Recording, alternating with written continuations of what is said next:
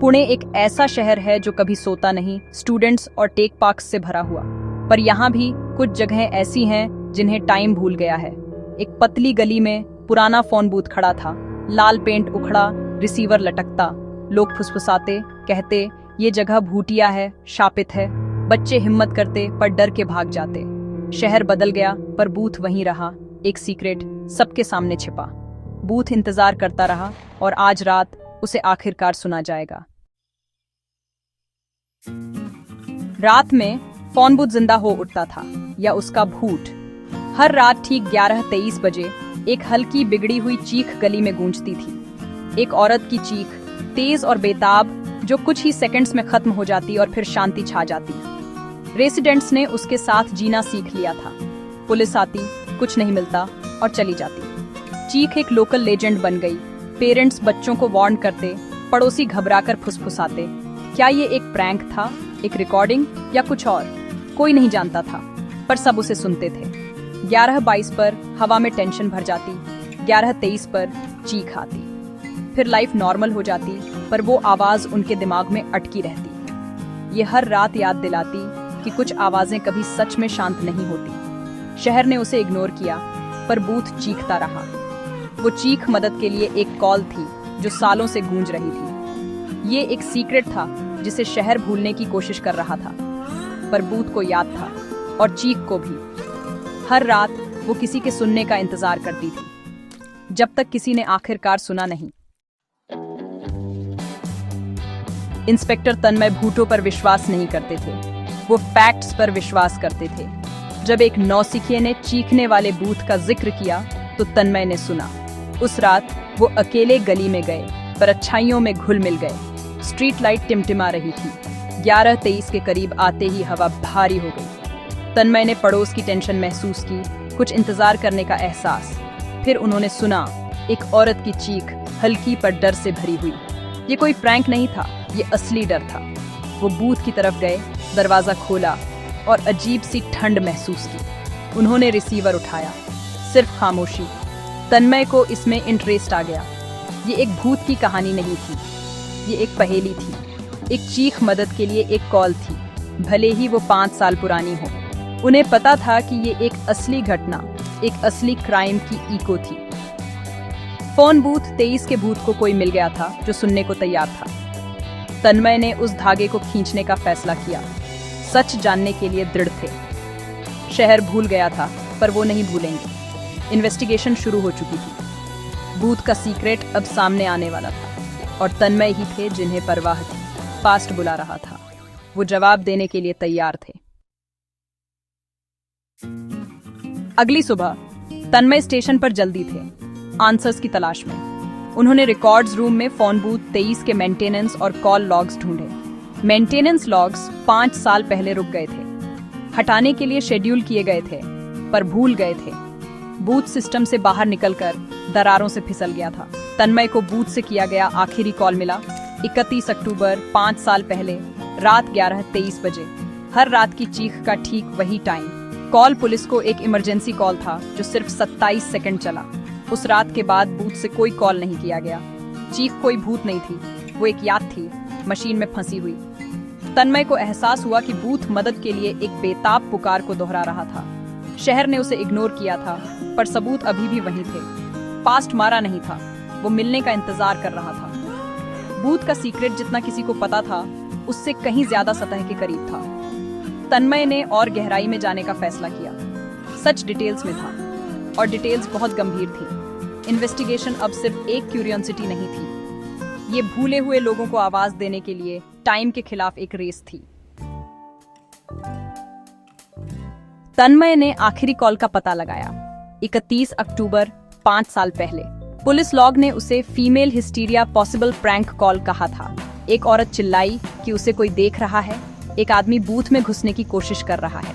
उसने मदद की भीख मांगी, अपनी लोकेशन बताई, पर पेट्रोल कार को एक झूठी डकैती के लिए डाइवर्ट कर दिया गया।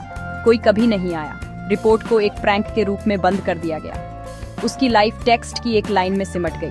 तन्मय को गुस्सा आया, उसे छोड़ दिया गया था। उन्हें उसका नाम मिला, अंजलि शर्मा, जिसे 2 दिन बाद मिसिंग के रूप में फाइल किया गया। केस ठंडा पड़ गया। कोई लीड नहीं, कोई बॉडी नहीं, बस एक गायब औरत। शहर ने उसे निराश किया था, पर तन्मय नहीं करेंगे। बूथ में मौजूद भूत को आखिरकार एक नाम मिल गया था। अंजलि का आखिरी कॉल कोई भूतिया घटना नहीं थी, वो मदद के लिए एक रिक्वेस्ट थी। सिस्टम ने उसे निराश किया था, पर तन्मय उसे सही करने के लिए दृढ़ थे। इन्वेस्टिगेशन अब पर्सनल थी। पास्ट को न्याय चाहिए था और तन्मय उसे ढूंढने तक नहीं रुकेंगे। बूथ का सीक्रेट अब उनका मिशन था। तन्मय ने अंजलि शर्मा की लाइफ को पतली मिसिंग पर्सन फाइल से फिर से बनाया। वो 24 साल की थी, एक कॉल सेंटर में काम करती थी, पास ही रहती थी। जिस रात वो गायब हुई, उसका फोन डेड था। उसने मदद के लिए बूथ का इस्तेमाल किया। उसके दोस्तों ने उसे शांत बताया, कोई दुश्मन नहीं था। तन्मय ने उसके पुराने अपार्टमेंट का दौरा किया, नए किराएदार, कोई क्लू नहीं। कॉल सेंटर अब एक वेयर हाउस था। अंजलि की लाइफ शहर की प्रोग्रेस ने मिटा दी थी। तन्मय ने गली पर ध्यान केंद्रित किया। पुरानी क्राइम रिपोर्ट्स में देर रात के हमलों का एक पैटर्न दिखाया गया। सभी ने अकेले लोगों को निशाना बनाया। सभी में एक शैडवी आदमी का जिक्र था, जिसने डार्क जैकेट पहनी थी। अंजलि के गायब होने के बाद घटनाएं रुक गईं। तन्मय उस रास्ते पर चले जो उसे लेना पड़ा होगा, उसके डर की कल्पना करते हुए। वो बूथ में घुस गई, डायल किया, मदद के लिए चिल्लाई। जिस आदमी से वो डरती थी, वो बाहर इंतजार कर रहा था, खरोंच वाले ग्लास से देख रहा था। शहर आगे बढ़ गया था, पर गली को याद था। क्लूज हल्के थे, पर तन्मय ने उनका पीछा किया।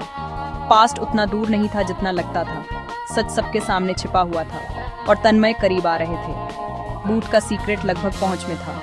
अंजलि के लिए न्याय अब सपना नहीं था, ये एक पॉसिबिलिटी थी। तन्मय ने अपना फोकस प्रेजेंट पर शिफ्ट किया। गली में क्या बदला था? बूथ के ऊपर एक नया कॉल सेंटर था, जिसे समीर वर्मा चला रहा था। तन्मय ने समीर के पास्ट को देखा। वो अंजलि के पुराने कॉल सेंटर में फ्लोर मैनेजर था। कनेक्शन इग्नोर करने के लिए बहुत स्ट्रॉन्ग था। तन्मय ने समीर की एक पुरानी फोटो एक पुराने हमले के पीड़ित को दिखाई। उसने आंखें पहचान ली। परछाई का अब एक चेहरा था। समीर पड़ोस में ही रहा था, अपने क्राइम की परछाई में अपना बिजनेस बना रहा था। ये एरोगेंस था, सबके सामने छिपा हुआ, हर रात भूतिया चीख सुनता हुआ। तन्मय को अपना सस्पेक्ट मिल गया था, पर प्रूफ की कमी थी। चीजें अपनी जगह पर आ रही थी। शिकारी शिकार की जगह पर लौट आया था। शहर ने उसे इग्नोर किया था, पर तन्मय नहीं करेंगे। इन्वेस्टिगेशन करीब आ रही थी। पास्ट और प्रेजेंट टकराने वाले थे। बूथ का सीक्रेट लगभग सामने आने वाला था। समीर का कॉन्फिडेंस उसका डाउनफॉल होगा। न्याय पहुंच में था। भूत अब बोलने वाला था। तन्मय को समीर को क्राइम से जोड़ने के लिए ठोस सबूत चाहिए थे। वो बूथ पर लौट आए। उन्हें शक था कि चीख एक रिकॉर्डिंग थी। टेलीफोन कंपनी के एक स्पेशलिस्ट ने समझाया कि बूथ में डायग्नोस्टिक्स के लिए एक मैकेनिकल टाइमर और टेप रिकॉर्डर था। टाइमर अटक गया था, हर रात आखिरी रिकॉर्डिंग को दोहरा रहा था। टेप ने अंजलि के आखिरी पलों को कैप्चर कर लिया था। तन्मय और स्पेशलिस्ट ने ध्यान से पुरानी कैसेट निकाली। लैब में टेक्नीशियंस ने टेप को साफ और रिपेयर किया। ये अंजलि की आखिरी वसीयत थी, उसके आखिरी शब्द। तन्मय ने सच सुनने की तैयारी की, उम्मीद करते हुए कि यह काफी होगा। मशीन में मौजूद भूत अब बोलने वाला था। सबूत नाजुक था, पर असली था। पास्ट खामोशी को तोड़ने वाला था। न्याय इस बात पर निर्भर करता था कि टेप क्या बताएगा। शहर का सीक्रेट अब सामने आने वाला था। बूथ की आवाज आखिरकार सुनी जाएगी, और तन्मय सुनने के लिए तैयार थे। टेक्नीशियन ने प्ले दबाया। स्टैटिक, फिर अंजलि की डरी हुई आवाज। उसने मदद की भीख मांगी, अपनी लोकेशन और अपने स्टॉकर का नाम बताया। उसकी आवाज घबराहट में तेज हो गई। समीर, तुम क्या कर रहे हो? मुझसे दूर रहो। ग्लास टूटने की आवाज, एक दबी हुई धड़ाम, फिर चीख, साफ, तेज, असली, एक आदमी की आवाज। तुम्हें बस चलते रहना चाहिए था अंजलि। रिकॉर्डिंग अचानक खत्म हो गई। तन्मय के पास प्रूफ था। समीर की आवाज, अंजलि की रिक्वेस्ट, क्राइम हमेशा के लिए कैप्चर हो गया। उस शाम तन्मय ने समीर का सामना उसके कॉल सेंटर में किया। उन्होंने टेप बजाया। अंजलि की चीख और समीर की धमकी ऑफिस में गूंज उठी। समीर का कॉन्फिडेंस गायब हो गया। फोन बूथ 23 के भूत ने अपना आखिरी कॉल कर दिया था। 5 साल में पहली बार गली 11:23 बजे शांत थी। इको चला गया था। न्याय मिल गया था। शहर आखिरकार भूल सकता था, पर तन्मय और बूथ हमेशा याद रखेंगे। पास्ट ने बोल दिया था। भूला हुआ कोना आखिरकार शांत था और कहानी आखिरकार खत्म हो गई थी।